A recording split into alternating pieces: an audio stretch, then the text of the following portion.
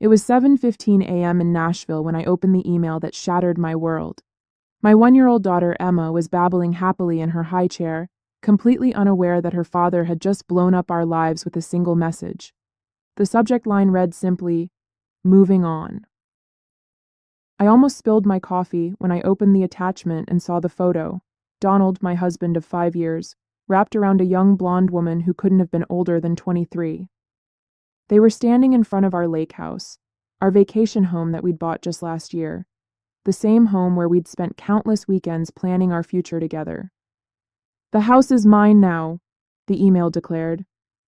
"I've already moved in with Amber. My lawyer will be sending over the divorce papers. Don't bother fighting it. The deed is in my name."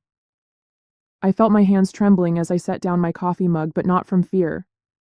No, this was pure rage building inside me. Donald really thought he could just email me divorce papers and steal our vacation home? The home I'd paid for with profits from my business? He had no idea what was coming. I looked at our daughter, still innocent and happy, playing with her breakfast. Then I glanced at the framed photo on our kitchen wall, Donald and me on our wedding day, both smiling like we had the world figured out. 5 years of marriage, and this was how he chose to end it? With a smug email and a photo of himself with a woman nearly half my age? I took a deep breath and picked up my phone. My finger hovered over Donald's contact information for a moment before I clicked block. Then I opened my email and typed 2 simple sentences in reply. "Are you sure about that? Better check the paperwork carefully."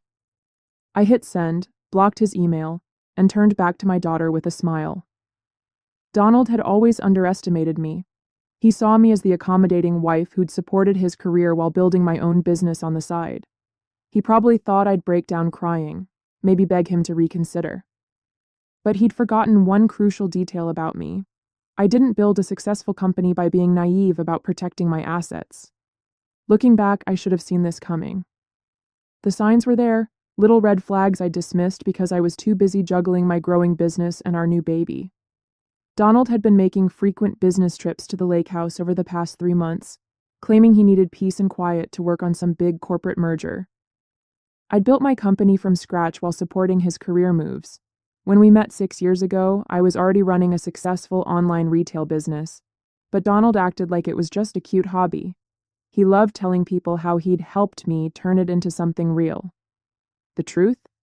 My business had tripled in value since we married, all through my own hard work and strategic planning. The lake house had been my idea, a perfect getaway for our family, close enough to Nashville for weekend trips, but far enough to feel like a real escape. I'd paid for it entirely with my company's profits, but Donald had insisted on putting his name on the deed. "For tax purposes," he'd said. I'd agreed, but not before having my lawyer draft some very specific documents about the property's true ownership.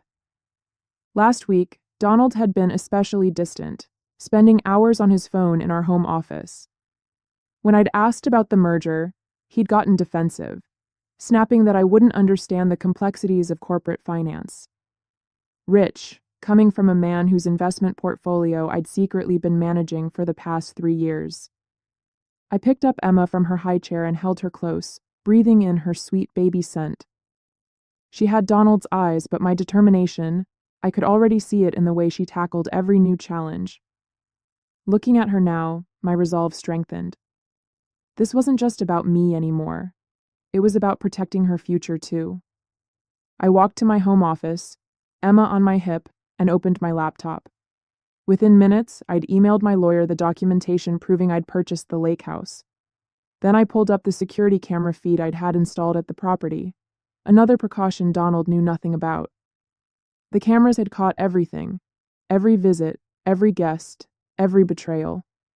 Amber might have been basking in her victory at the lake house, but she had no idea she was starring in a video that would feature prominently in my divorce proceedings.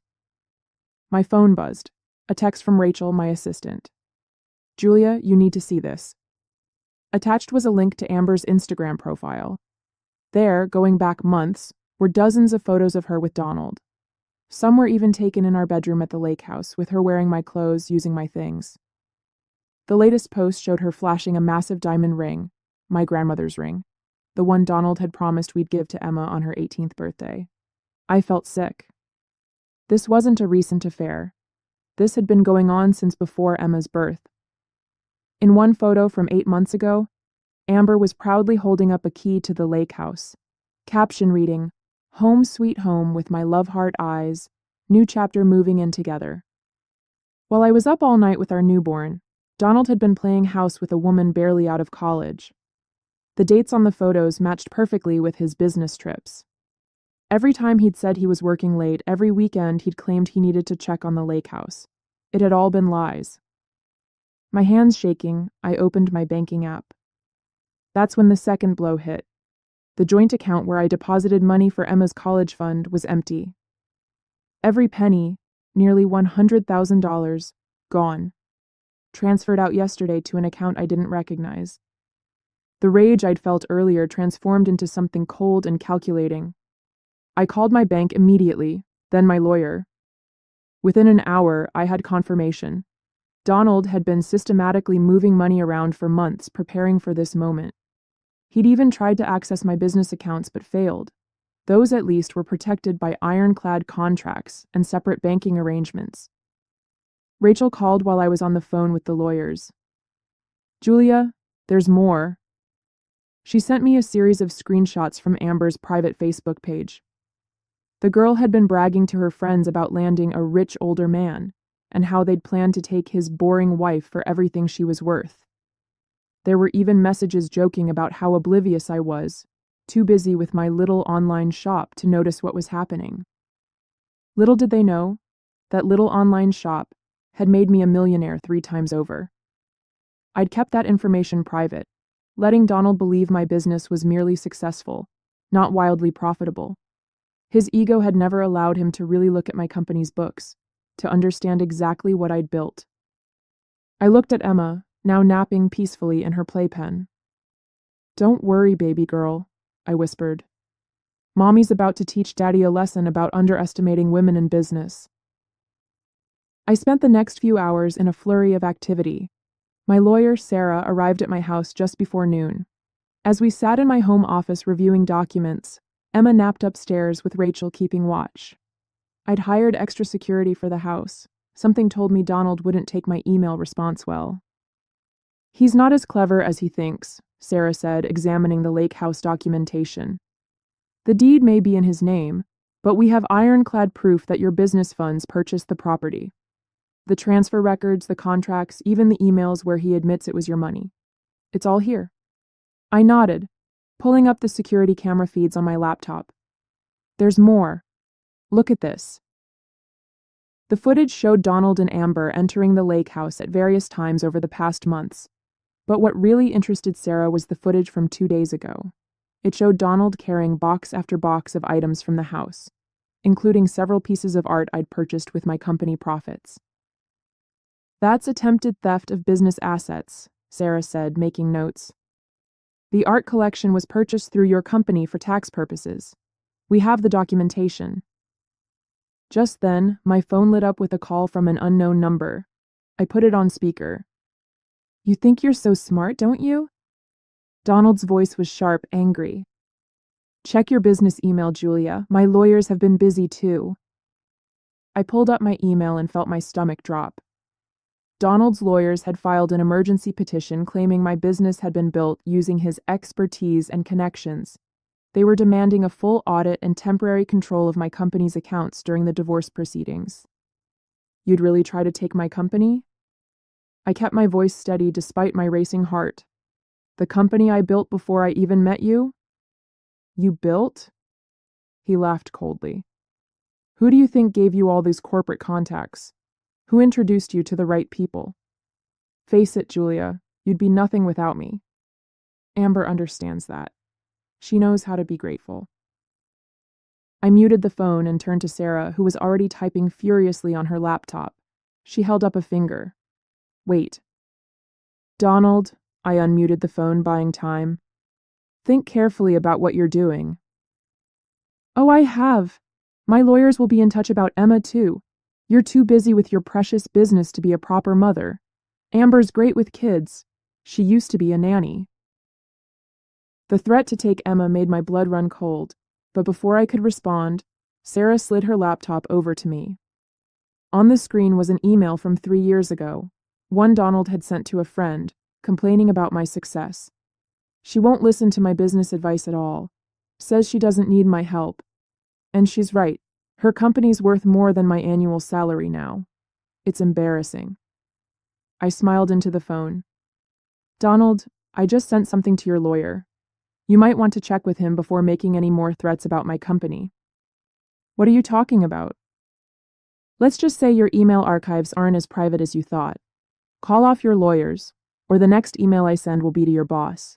I wonder how he'd feel about all those corporate contacts you claim to have given me. The line went silent. Then, click. Sarah was still combing through Donald's emails when Rachel burst into the office, her face pale. Julia, you need to see this right now. She thrust her tablet in front of me. On the screen was a draft press release from Donald's company announcing his promotion to Chief Financial Officer, effective next month. Suddenly, everything clicked into place. The timing of his affair with Amber, the calculated moves with our accounts, the aggressive legal strategy. It wasn't just about leaving me. He was cleaning house before his big promotion, trying to secure assets and minimize what he'd lose in the divorce. There's more. Rachel swiped to another document. Amber isn't just some random girlfriend, she's the CEO's niece. I felt like I'd been punched in the gut. Donald hadn't fallen in love with a younger woman. He'd orchestrated a relationship with the CEO's niece to secure his promotion.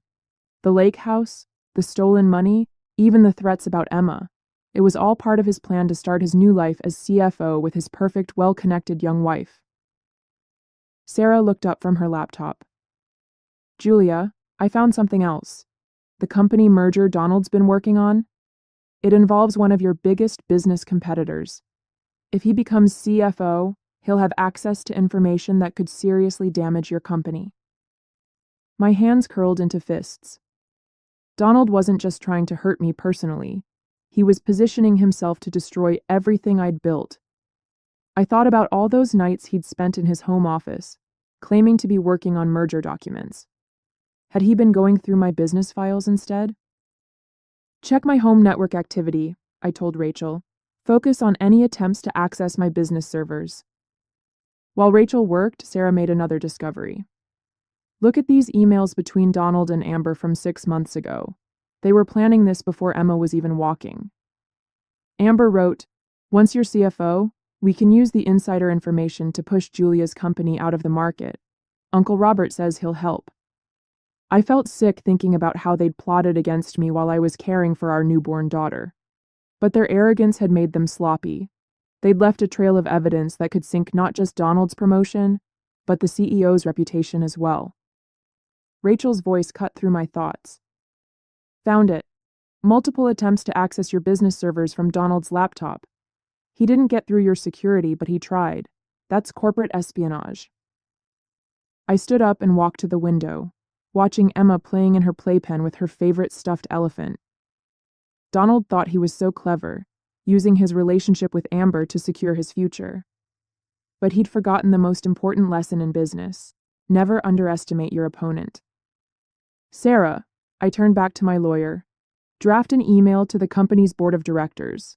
Include evidence of Donald's attempted corporate espionage and the CEO's involvement in using insider information to target a competitor.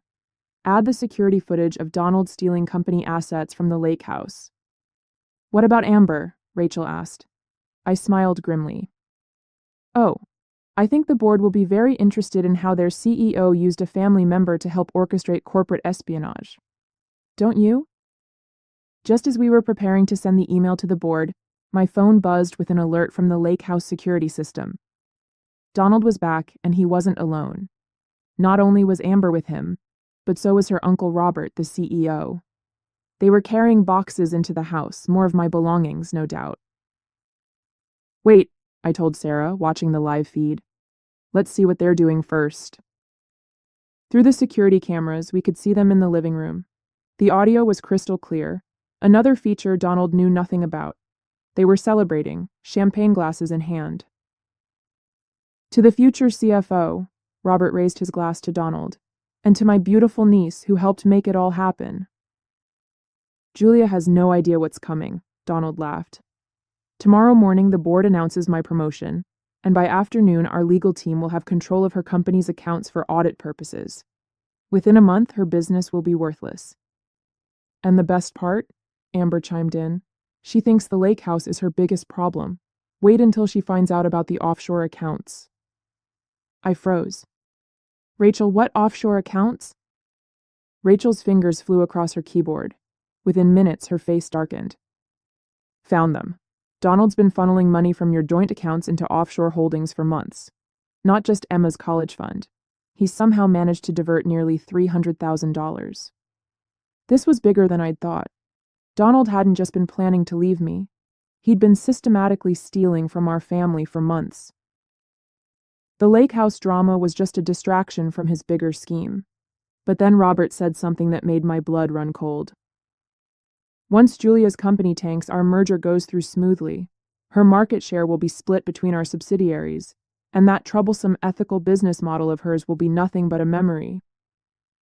My company wasn't just successful, it was disrupting their entire industry with our commitment to sustainable practices and fair labor. This wasn't just about Donald's promotion or his affair. They wanted to destroy everything I'd built because it threatened their way of doing business. Send the email, I told Sarah. But first, add one more thing. Access the backup server, password Emma's birthday, and attach the file marked Insurance. Sarah's eyes widened as she opened the file. It contained years of documentation about questionable practices at Donald's company, information I'd gathered while managing his investment portfolio. I'd kept it as insurance, never thinking I'd actually need it. Julia, Rachel interrupted, staring at her screen. Donald just tried to access our company's servers again, from the lake house. He's getting desperate. I watched through the camera as Donald excused himself to the home office. My home office. He sat at my desk, probably trying to hack into my business accounts again. But this time, our IT team was ready. They'd created a false portal, making him think he was succeeding. Let him in, I told Rachel. Let him think he's won. Because in about 10 minutes, that board email goes out, and their whole house of cards comes crashing down. Sarah looked up from her laptop. Email's ready. Should I hit send? I took one last look at the security feed. Donald, Amber, and Robert were still celebrating their imaginary victory. Do it. The response was faster than I expected. Within minutes of Sarah sending the email, Robert's phone rang. Through the security feed, we watched his face turn ashen as he listened to what I assumed was the board's immediate reaction. What do you mean, emergency meeting? He shouted into the phone. Who sent what evidence? Donald grabbed his own phone, presumably checking his email. The color drained from his face. The servers. She knew. Julia knew I was trying to access them. It gets better, I whispered to Sarah as we watched the scene unfold. Wait for it. Right on cue, Amber's phone started blowing up with notifications. Someone had anonymously sent her private Facebook messages to every board member, the ones where she bragged about helping Donald steal corporate information. The security camera caught the exact moment their celebration turned to panic. Robert was screaming into his phone. Donald was frantically trying to close his laptop, and Amber was in tears, mascara running down her face. Then came the coup de grace. Police cars pulling up to the lake house, lights flashing. Turns out corporate espionage and financial fraud are serious crimes. Who knew? I picked up Emma and held her close as we watched through the cameras. See that, baby girl? That's what happens when people underestimate your mommy. The last thing I saw before the feed cut off was Donald being led out in handcuffs, still shouting about how the house was his. The fallout was spectacular. Within 24 hours, Donald and Robert were both fired. The board's investigation uncovered even more than I'd known about, not just the plot against my company, but years of fraudulent practices. Amber's involvement in corporate espionage destroyed her budding influencer career. Last I heard, she'd moved back in with her parents in Ohio. The offshore accounts were frozen and investigated. Every penny Donald had stolen was returned, with interest. The lake house? Turns out attempting to steal company assets is a great way to lose any claim to property. The deed was transferred to my name, where it should have been all along. Donald tried to apologize, sending lengthy emails about how he'd lost himself, how he'd been seduced by power and a younger woman. I never responded. The divorce papers were clear. He lost everything he'd tried to steal, and then some. The evidence of his corporate espionage meant he'd never work in finance again. As for me, my company's ethical business model attracted even more investors after the scandal. We expanded into markets that Donald's company had dominated, our reputation for integrity drawing customers who'd lost faith in traditional corporations. Emma and I spend weekends at the lake house now, making new memories. Sometimes, when I'm sitting on the deck watching her play, I think about Donald's smug email with that photo. He thought he was announcing his victory, but he was really just documenting the beginning of his downfall. I kept that email, by the way. It's framed in my office. A reminder to never underestimate a woman who's built something worth protecting.